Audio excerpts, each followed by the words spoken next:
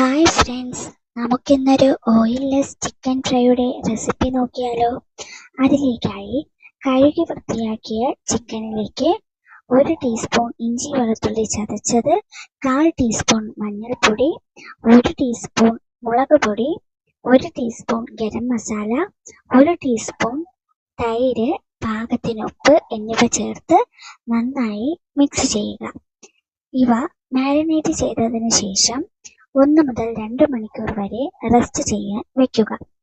അതിനുശേഷം ഒരു ഇഡ്ഡലി പാത്രത്തിലേക്ക് എണ്ണ തടവിയതിനു ശേഷം അവയിലേക്ക് ഈ ചിക്കൻ പീസുകൾ വെച്ച് കൊടുക്കുക. അതിന് ശേഷം ഒരു 10 മുതൽ 15 മിനിറ്റ് വരെ അടച്ചു വെച്ച് വേവിച്ച് എടുക്കുക. ഈ വേവിച്ചെടുത്ത ചിക്കൻ പീസുകൾ ഒരു തവ ചൂടാക്കി അതിലേക്ക് കുറച്ച് ഓയിൽ സ്പ്രെഡ് ചെയ്ത്, കുറച്ചും ഓയിൽ മാത്രം മതി, കാരണം ഇതൊരു ഓയിൽലെസ് ചിക്കൻ ഫ്രൈ ആണ്.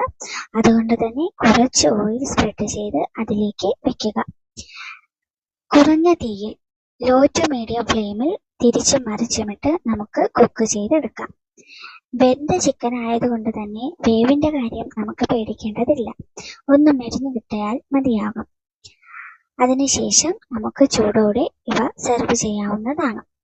ഈ വീഡിയോ ഏവർക്കും ഇഷ്ടപ്പെട്ടുവെങ്കിൽ കൂടുതൽ വീഡിയോകൾക്കായി എല്ലാവരും ഈ ചാനൽ ലൈക്ക് ചെയ്യുക, ഷെയർ ചെയ്യുക, കമന്റ് ചെയ്യുക, സബ്സ്ക്രൈബ് ചെയ്യുക. Thank you for watching.